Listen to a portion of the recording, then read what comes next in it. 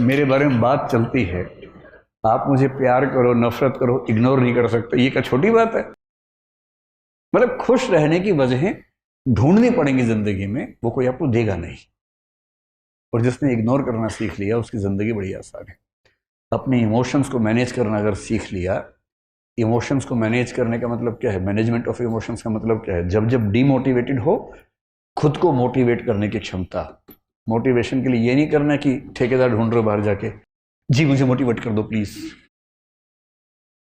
कुछ मोटिवेशन के ठेकेदार होते हैं, वो आपके अंदर पंप से हवा भरेंगे, आप गुब्बारा बन के उड़ेंगे, आपको लगता है सारा जहान मेरा है। तब तक हीलियम निकल गई, वो गैस निकल गई, हवा निकल गई, उसका धम से नीचे आते हैं। वो जो मोटिवेशन है 2 घंटे वाला, वो काम नहीं आता जिंदगी में। वो केवल इंजेक्शन की तरह है कि बहुत परेशान है, इंजेक्शन लगाया ठीक हो गया, थोड़ा सा दौड़ रहे हैं ग्लूकोज खा लिया तुरंत थोड़ा शुगर लेवल ठीक हुआ, उतना ठीक है।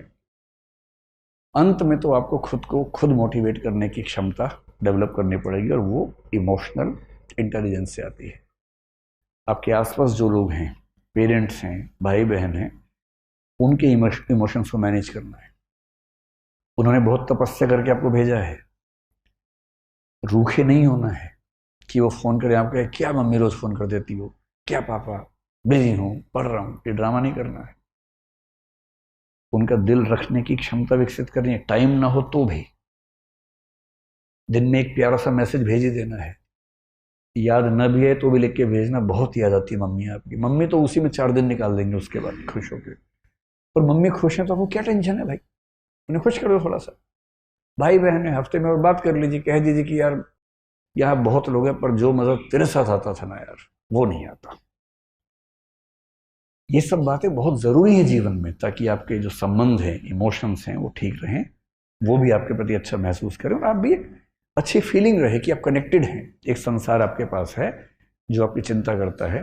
और यदि आप इन सब चीज़ों को मैनेज कर पाएंगे, देखिए नरेंद्र मोदी हों, अरविंद केजरीवाल हों, या जो भी सफल लोग हैं, या महात्मा गांधी हो मान लीजिए, अगर कोई मुझसे पूछे कि ये लोग सफल क्यों हुए इतना ज़्यादा, ईमानदारी से बताइए। महात्मा गांधी, नरेंद्र मोदी, अरविंद केजरीवाल और प्रसिद्ध नेता ममता बनर्जी मान लीजिए, अगर इन सबको हम कैट के टेस्ट में बिठाएं, मैनेजमेंट का जो होता है ना, कैट सुना होगा आपने, क्या गारंटी है कि इनका स्कोर बहुत ऊंचा आएगा? शायद ना आए। अरविंद केजरीवाल क्योंकि इंजीनियर हैं, शायद थोड़ा सा ऊंचा आ जाए क्योंकि उनकी बैकग्राउंड वो है। लेकिन बहुत सारे नेता हैं जो ऐसा नहीं लेके आएंगे। महेंद्र सिंह धोनी का शायद नहीं आएगा, मेसी का नहीं आएगा, शायद लायनल मेसी का नहीं आएगा। पर ये लोग सफल तो है ना बहुत ज्यादा। इन व्यक्तियों की सफलता का सबसे बड़ा कारण मुख्य रूप से महात्मा गांधी हैं, मोदी जी हैं, केजरीवाल जी हैं, ये सब जो हैं, उनके अंदर ये क्षमता बहुत ज्यादा है कि वो समाज के इमोशंस को समझना, उसको अपने हिसाब से रेगुलेट कर पाना, इस क्षमता से भरे हुए लोग हैं। उन्हें पता है कि मंच पर क्या बोलने से पूरी भीड़ उनके पक्ष में खड़ी हो जाएगी। क्या पहनूं, किसी इलाके में जाके वैसी वेशभूषा पहन लेना, ये ऐसे नहीं होता है। ये महसूस करवाना कि हम और आप एक ही हैं। मतलब डोनाल्ड ट्रंप भारत में आके नमस्ते सबको बोल रहे थे। क्यों बोल रहे थे नमस्ते? विवेकानंद का नाम उनसे नहीं बोला गया, लेकिन कोशिश की, भरपूर कोशिश की बोलने की। क्यों कर रहे थे सब? ताकि यहाँ के लोगों को लगे कि ये आदमी हमसे जुड़ा हुआ है, ये कनेक्ट है। क्यों व्हाइट हाउस में दिवाली मना रहे हैं आजकल? ताकि वो कनेक्ट महसूस हो। और अब डीएम बनने के बाद, और ये लोग पीएम सीएम बनने के बाद, एक आदमी 140 करोड़ से कैसे कनेक्ट करेगा? तो प्रतीक गढ़ने पड़ते हैं, सिंबल्स गढ़ने पड़ते हैं, और उन सिंबल्स के माध्यम से उस सबके साथ कनेक्शन जोड़ता है। महात्मा गांधी को क्या जरूरत थी ये कहने की कि मैं शरीर के ऊपरी हिस्से पर वस्त्र नहीं पहनूंगा? आपने उनकी जितनी तस्वीरें देखी होंगी केवल धोती में देखा होगा। क्यों?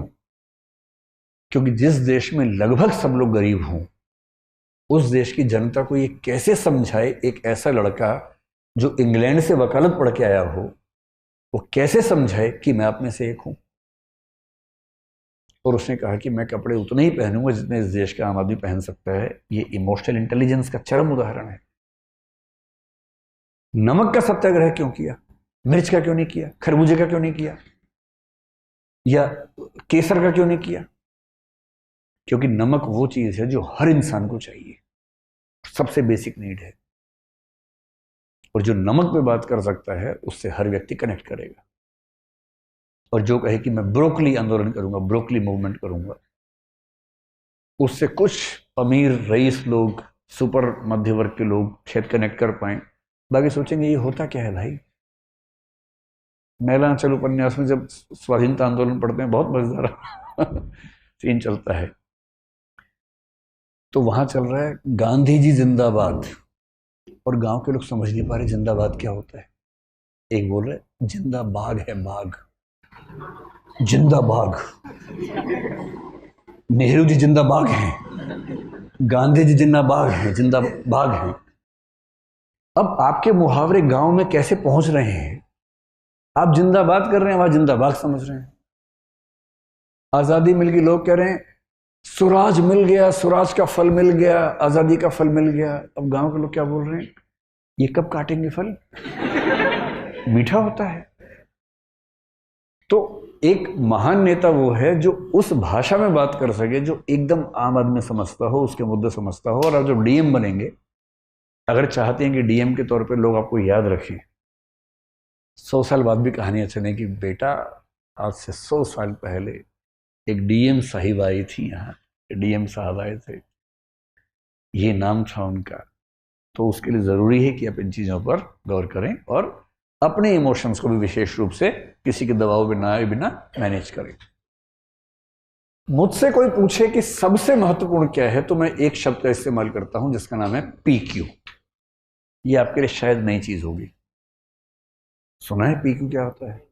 नहीं सुना? तो P से बनते हैं 3 शब्द। एक शब्द बनता है परसिस्टेंस, और ये आमतौर पर इसी रूप में चलता भी है, परसिस्टेंस कोशिएंट। लेकिन परसिस्टेंस की जो बड़ी बहन है या जो बड़ा भाई है, वो यूपीएससी के पाठ्यक्रम में भी है। उसको बोलते हैं परजीवियरेंस, परजीवियरेंस। और इन दोनों की सबसे छोटी बहन जो काफी छोटी है लेकिन वो भी उस घर का हिस्सा है, वो भी पी से है, उसको बोलते हैं पेशेंस। वैसे ये चीजें इमोशनल इंटेलिजेंस का हिस्सा बनती हैं, पर एक विशेष फोकस इस पर देने की जरूरत है। विशेष रूप से अगर आप आईएएस की तैयारी कर रहे हैं, अगर आप कोई छोटा मोटा एग्जाम होता ना तो शायद बहुत दिक्कत ना होती, पर आपने जो युद्ध चुना है वो युद्ध बड़ा युद्ध है। अगर युद्ध पड़ोस की गली के किसी से होता तो बात अलग थी। ये सिकंदर का भारत में आने जैसा युद्ध है। सिकंदर के हारने की या भारत से लौटने की असली वजह क्या है, बड़ी डिबेट्स हैं। मेरे ख्याल से उसकी बड़ी वजह है कि उसकी सेना परजीवियरेंस खो चुकी थी अपना, और सेना अगर परजीवियरेंस खो चुकी है तो अब युद्ध लड़ नहीं सकते, जीत नहीं सकते। सबसे बड़ा संकट ये होता है। इसका मतलब क्या होता है? परसिस्टेंस का बेसिक मतलब होता है कि लगातार निरंतर प्रयास करते रहना। ये जो निरंतरता वाला तत्व है, अब मैं एक दो मनोविज्ञान की बातें बताता हूं, आप लोग ऐसा फील करते होंगे। जैसे आप लोग देखो, आप में से कुछ बच्चे ऐसे होंगे जो घर से आए हैं इसलिए कि उनके पेरेंट्स ने लात मार के भेजा है कि चौधरी का बेटा आईएएस बन गया, तू नहीं बनेगा, नहीं बनेगा, नहीं बनेगा, जा आईएएस बन गया। आप में से 2 4 5 ऐसे होंगे, हाथ खड़ा करें या ना करें, लेकिन मैं भावना समझ सकता हूं आप लोगों की। फिर भी बताओ कौन कौन है जो ऐसे भेजा गया है? मतलब थप्पड़ मार के नहीं, लेकिन डांट के ही बेशक। देखो वो कह रही है कि ये भेजा गया, हाथ नहीं खड़ा कर रहा है। 4 5 बच्चे ऐसे इशारा कर रहे हैं, यही है, यही है वो, यही है वो बच्चा, ऐसे भेजा गया। हाँ कह रहे हैं, हाँ सर ऐसे भेजा गया, कोई बात नहीं, कोई बात नहीं। तो ऐसे बच्चों के लिए मोटिवेशन बहुत मुश्किल चीज़ है, लेकिन धीरे धीरे आ जाएगा। हो सकता है कि आपको 2 4 महीने पढ़ते पढ़ते लगे यार यार बड़ी मजेदार पढ़ाई है, और मजा ही आने लग जाए। ऐसा भी होता है कभी कभी। हिंदी फिल्मों में क्या होता है, शादी जबरदस्ती हो गई, विरोध है, धीरे धीरे अच्छा लगने लगता है, और फिर वो वैसी वाली जो फिल्में होती है ना जो बहुत धार्मिक भाव से बनाई जाती हैं कि कैसे अपरिचित लोग मिलके फिर ठीक हो जाते हैं, उस थीम से। आप में से कुछ ऐसे बच्चे होंगे जो आईएएस की तैयारी करने नहीं आए हैं, आईएएस की तैयारी के बहाने से दिल्ली आए हैं, क्योंकि छोटे शहर और गांव में स्कोप कम रहता है, दिल्ली में स्कोप ज्यादा है। अच्छा, जितना है उससे ज्यादा का शोर है।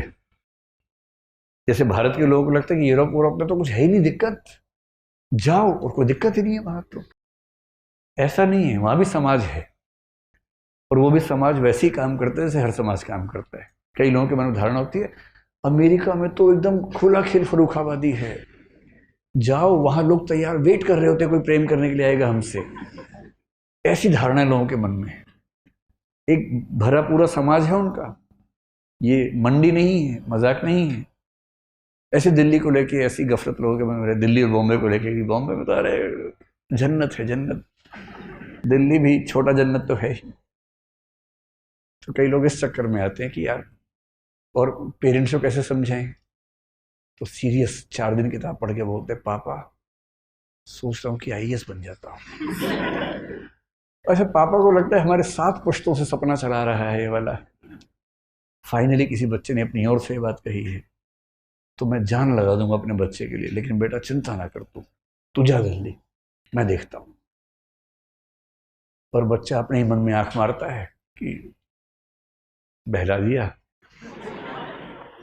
और फिर तुरंत दोस्त को मैसेज करते कि मैंने तो सेट कर लिया, तू भी सेट कर ले पापा को, फिर अपन चलेंगे दिल्ली, वहां कोई देखने वाला नहीं होगा, या दिल्ली चल के ही कुछ देख लेंगे, ऐसा क्या है। कुछ बच्चे ऐसे होंगे, स्वाभाविक है, ऐसे बच्चे होते हैं। लेकिन आप में से कुछ ऐसे होंगे जो बहुत आग लेके आए होंगे कि यार मर जाऊंगा लेकिन छोड़ूंगा नहीं, आईएएस तो बनना ही बनना है। ऐसे कितने लोग हाथ खड़ा करें? हाँ, तो आईएएस बनने की संभावना आप लोगों में ज्यादा है जिनके अंदर ऐसा एक मोटिवेशन की आग इस तरह की है कि हाँ बनना है। क्योंकि लंबा एग्जाम है ना, ये बहुत आसानी से नहीं होता है।